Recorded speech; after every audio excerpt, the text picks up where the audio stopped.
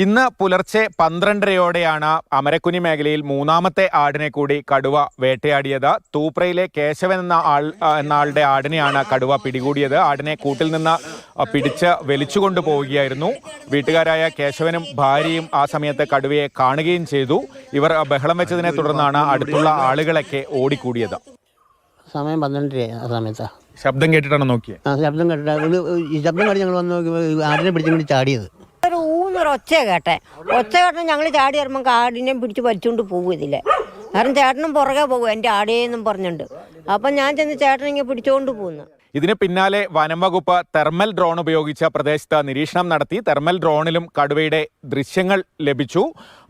കടുവയുടെ സാന്നിധ്യം ഇതോടെ വനം വകുപ്പിനെ സ്ഥിരീകരിക്കാനായി. ഈ പ്രദേശത്ത് ഈ കടുവ കൊലപ്പെടുത്തിയ ആടിനെ തന്നെ കെണിയാക്കി വെച്ച മറ്റൊരു സ്ഥലത്ത് വെച്ചിരുന്ന കൂട് ഈ പ്രദേശത്ത് കൊണ്ട് വനംവകുപ്പ് സ്ഥാപിച്ചു. പുലർച്ചെയോടെ കടുവ ഈ കൂടിന് സമീപത്തെത്തി. പക്ഷേ കൂടിൻ്റെ കേബിൾ കടുവ തട്ടിയതിനെ തുടർന്ന് കൂടിൻ്റെ വാതിൽ അടഞ്ഞു പോവുകയായിരുന്നു. അല്ലെങ്കിൽ ഇന്ന് പുലർച്ചെ തന്നെ കടുവ കൂട്ടിലായനെ. ഇക്കാര്യം DFO തന്നെയാണ് രാവിലെ സ്ഥിരീകരിച്ചത്. കടുവ സൈഡിൽ കൂടെയാണ് വന്നത്. സൈഡിൽ കൂടെ വന്നപ്പോൾ ആ ട്രിപ്പ് വയറിൽ തട്ടി കൂടടഞ്ഞു പോയി. പക്ഷെ അത് ശുഭസൂചന കൂടിയാണ്. കാരണം ഈ പറയുന്ന കടുവ കഴിഞ്ഞ 3 ദിവസമായിട്ട് 9-ാം തീയതിക്ക് ശേഷം തീറ്റ എടുത്തിട്ടില്ല.